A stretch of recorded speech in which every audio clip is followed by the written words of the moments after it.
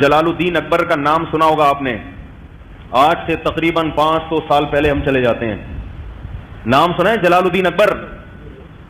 اکبر بادشاہ کے نام سے ہندوستان، جس میں بنگلہ دیش بھی تھا، جس میں پاکستان بھی تھا، برما بھی تھا، اس پورے ایریا پر حکومت کس کی تھی؟ شہنشاہ جلال الدین اکبر کی. تقریباً 48 یا 50 سال حکومت کی ہے. اتنا طاقتور ترین بادشاہ. آپ اندازہ لگاؤ اتنے بڑے خطے پر، جس خطے کو انگریز سونے کی چڑیا کہتا تھا، بر صغیر.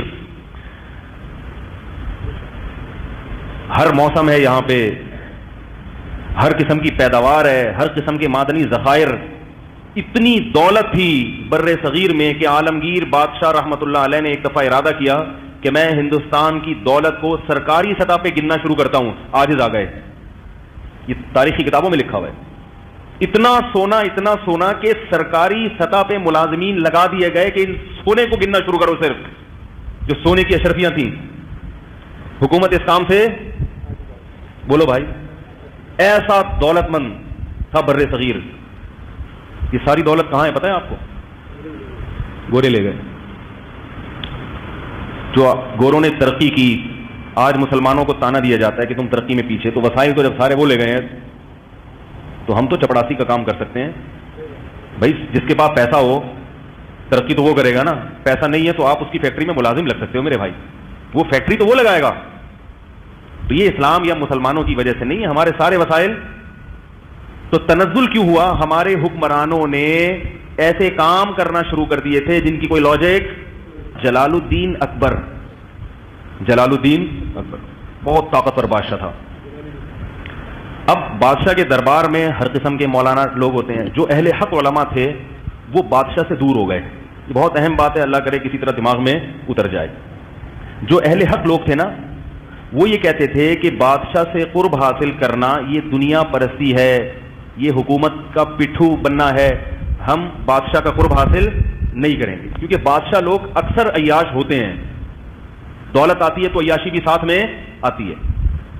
اب اس بارے میں جو نبی کی تعلیمات ہیں وہ کیا ہیں کہ وہ فاسق ہو فاجر ہو، آپ محبت کے ساتھ اس کو نصیحت تو کر سکتے ہیں، لیکن اس کا معاملہ کس پہ چھوڑیں گے آپ؟ اللہ پہ. ڈنڈے کے زور سے اس کو درست کرنے کی کوشش نہ کریں. اس کی عزت احترام اور اس کی اطاعت سے ہاتھ نہ کھینچیں، کیونکہ مسلمانوں کی جو یونٹی ہے، اتحاد ہے، وہ پارا پارا ہو جائے گا. تو اہل حق علماء جلال الدین اکبر سے پیچھے ہٹنا شروع. نتیجہ کیا نکلا کہ درباری مولویوں نے جگہ بنانا شروع کر دی. سمجھ میں آ رہی ہے بات؟ تو درباری مولویوں میں رافضی بھی تھے، شیعہ بھی تھے، سنی بھی تھے. ان کے آپس کے جھگڑے دربار میں. ایک جلال الدین کو بتاتا کہ حضرت ابو بکر معاذ اللہ نقل کفر فاسق تھے، معاذ اللہ حضرت عائشہ معاذ اللہ ایسی تھی. دوسرا بتاتا کہ نہیں یہ غلط ہیں. پھر جو سنی تھے ان میں وہی مقلد اور غیر مقلد کا فرق بھی تھا. جو غیر مقلد تھے وہ اپنا مسلک اس کے سامنے بتاتے، جو مقلد تھے وہ اپنے آپ کو درست ثابت کرتے. اور پھر اس کے علاوہ ہندو بھی تھے، کیونکہ ہندوستان میں سکھوں اور ہندوؤں کی کثرت تھی. مسلمان تو 20% تھے بمشکل، تو وہ لوگ بھی تھے. وہ اپنے الگ ان کو بھی ساتھ لے کے چل رہا تھا جلال الدین اکبر نے کہ سکھ بھی ناراض نہ ہو، ہندو بھی ناراض نہ ہو. ادھر مسلمان جو علماء تھے یہ لالچی تھے بہت زیادہ. جلال الدین اکبر کو احساس ہو گیا کہ یہ کیا ہیں، جتنے میرے دربار میں چاہے وہ سنی ہو شیعہ ہو، یہ ہیں کیا؟ ان میں ایک چیز قدر مشترک ہے کہ یہ سب مکھن لگانے والے مولوی ہیں. یہ جو میرے قریب ہیں ان کا ذاتی مفاد ہے، اور سب ایک دوسرے کی ٹانگیں کھینچنے میں، بولو بھائی، لگے ہوئے. مخلص نہیں تھا مگر کنفیوز ہو گیا. اس کی کنفیوژن کا فائدہ غیر مسلموں نے اٹھایا. کہتا تھا یہ صحیح ہے، وہ صحیح ہے، فلانا صحیح ہے، ڈمکانا صحیح ہے. سب ایک دوسرے کے خلاف ایک برغلاتے رہتے تھے. بیزار آ گیا کہ کیا صحیح ہے. وہ کنفیوز ہوتا رہا. پھر ادھر سے سکھوں نے اور ہندوؤں نے بھی اس کو، تو آہستہ آہستہ وہ بگڑنا شروع.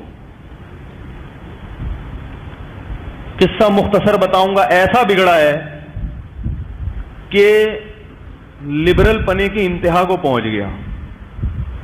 اس نے کہا یہ سب صحیح ہے. اگر کہتا سب غلط ہے تو بھائی حکومت غلط لوگوں پہ کر رہے ہو تم. بادشاہ کا کام ہوتا ہے نا سب کو جوڑ کے چلنا. اس نے کہا سب کیا ہے؟ صحیح ہے. اسلام بھی ٹھیک ہے اور ہندو بھی ٹھیک ہے, سکھ بھی ٹھیک ہے. بیزار آ گیا دین اور مذہب سے, یہاں تک کہ ایک وقت آیا کہ کلمے کا اس نے انکار کر دیا. اب جو علماء تھے, جو اہل حق تھے, انہوں نے جلال الدین اکبر کے خلاف فتوے دینا شروع کر دیے, کیونکہ اس نے واضح لفظوں میں کفر کرنا شروع کر دیا تھا. خنزیر کی پوجا کرنا شروع کر دی اس نے, خنزیر کی عبادت. اتنا براڈ مائنڈیڈ تو ہمارے زمانے میں بھی خنزیر کی ختنے پر پابندی لگا دی. بہت سارے الٹے الٹے کام کہ آج روح کانپ جاتی ہے, ایسا ہو گیا تھا. تو جب اس نے کفر کرنا شروع کیا اور بالکل واضح, تو علماء نے اس کے خلاف, بولو بھائی, بغاوت ہو نہیں سکتی تھی, اتنا طاقتور تھا کہ ذرا سی اس کو بھنک پڑ جاتی, اس کے سر قلم. بہت پاورفل آدمی تھا. 48 سال جس نے حکومت کی ہو معمولی تو نہیں ہے نا, اور بادشاہوں کے خاندان میں پیدا ہوا ہو, حکومت کرنا جانتا بھی ہو. تو نتیجہ یہ نکلا کہ آہستہ آہستہ ہندوستان میں جو عدالتوں میں اسلام رائج تھا وہ بھی عدالتوں سے ختم ہونا, کیونکہ پہلے حکومت خراب ہوتی ہے, پھر لا چینج ہونا شروع ہو جاتا ہے. علماء اس کے خلاف ہو گئے. کوئی عالم اگر اس کو سمجھانے کے لیے, بادشاہوں کو جب بھی سمجھایا جاتا ہے تو پہلے ان کی عزت اور تعظیم, بادشاہ کو سمجھانے کا وہ طریقہ نہیں ہوتا حکومت کو سمجھانے کا جو ایک ملازم کو سمجھانے کا ہوتا ہے. کیا خیال ہے بھائی؟ ملازم کو آپ ایک دفعہ بولے کہ بھائی انسان کا بچہ بن جا, تیرے کو میں نے کیا کر گیا تھا, اس پہ وہ اپنی بے عزتی محسوس نہیں کرے گا. بادشاہ کو اگر آپ بولے گے انسان کے بچے بن جاؤ, اس کے منہ پہ جب آپ ایسے بولو گے تو وہ آپ کو